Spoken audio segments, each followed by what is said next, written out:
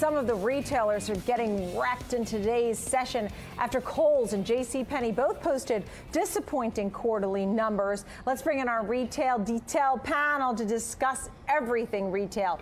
Mary Epner, founder and principal of Retail Analysis, and Doug Flynn, co-founder of Flynn Zito Capital Management. Great to see you both. So much to talk about in retail. I have all the earnings. We have news on Dress Barn. We have more earnings coming up. But something that's front and center are some of the shoe footwear retailers are talking about and really making a plea. No more tariffs. I read a report that said adding 25% tax increase on some of the tariffs would mean working families could pay 100% duty on their shoes. Mary, I already pay enough for my kids' sneakers. Yes.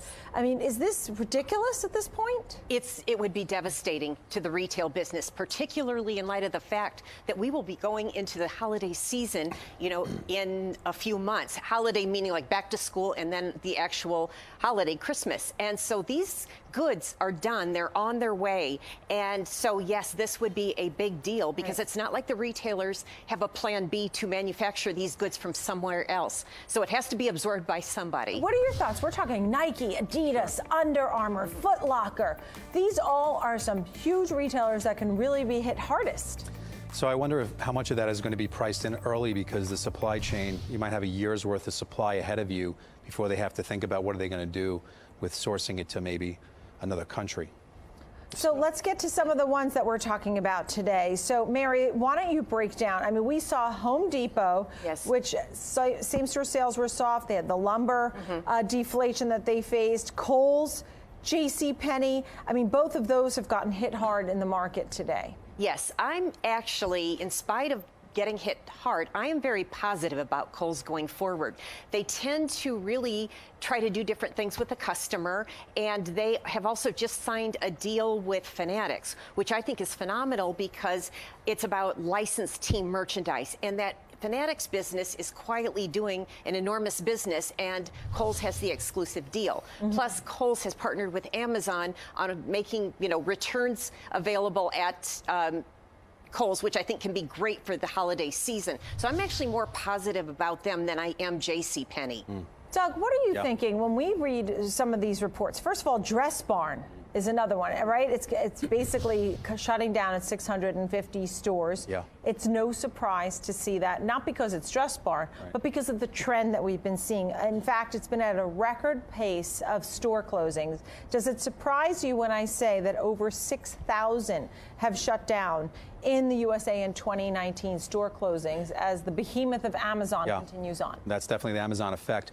No, I think that the retail sector over the last pretty much every year since 2011 has underperformed the market, with the exception of maybe 1 year where it slightly matched it. So it's been under pressure for some time, and it's a tough call to make money in that sector with the pressure from Amazon and now with the added pressure that you have going on. So you have to be very selective if you're going to do individual names there.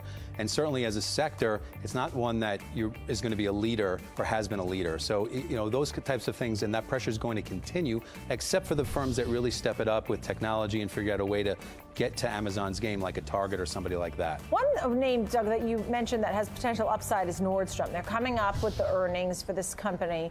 Why do you like this one? I think a lot of retailers are not even large cap names, and many of the large cap names that have come out, although the earnings are good, they're coming in light today, but that's a mid cap name. And I find a lot more opportunity in the mid cap names. And so a retailer that's more in the mid cap space has more growth opportunity. It's also a lower risk or a low beta play in that sector. So if you're looking for something that you like retail and you have something that might have greater upside with lower risk, that's the way we look at it from an investment perspective. Not just chasing what's running now, but looking for the opportunity for something that has a greater move going forward from here. Mary, are you seeing a theme? First of all, mid-cap is something I've heard 3 times today in the show. It's the 3rd time today somebody said, I like some of the mid-caps. Very interesting. Mary, are you seeing a theme? Is it the type of company? Is it its exposure or non-exposure to China? Is it large cap, small cap, department store, specialty store?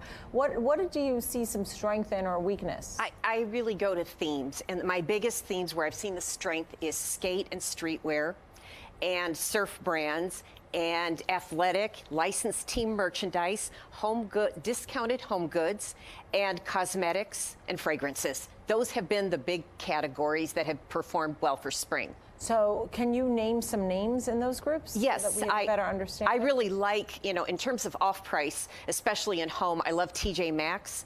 And although Ross Stores doesn't have as big of a home business, it's still a respectable one. Right. And so I like both of those names going forward. Yeah. Cosmetics, I love, Estee Lauder, I love Ulta. And it's just that the cosmetics business has just been growing so much in the past 2 years, and I still am very bullish about it for the rest of the year. I'm also, again, I mentioned I'm positive on Kohl's in spite of what happened. A little bit, concerned about a JCPenney going forward. Right. And again, very positive on the streetwear brands, even though many of the really hot ones are not publicly traded. Something that's interesting is, first of all these stores have had to try and innovate, whether it's, yes, trying to make things more accessible in the stores, using technology in the stores, using e-commerce, having smaller stores, having bigger stores, having brands within the brands. I mean, that's right. There's a million and one things that they're doing. The latest that I heard is Urban Outfitters is renting clothes. Did you hear this? So for $88, you can rent 6 pieces. They also have Free People and Anthropology.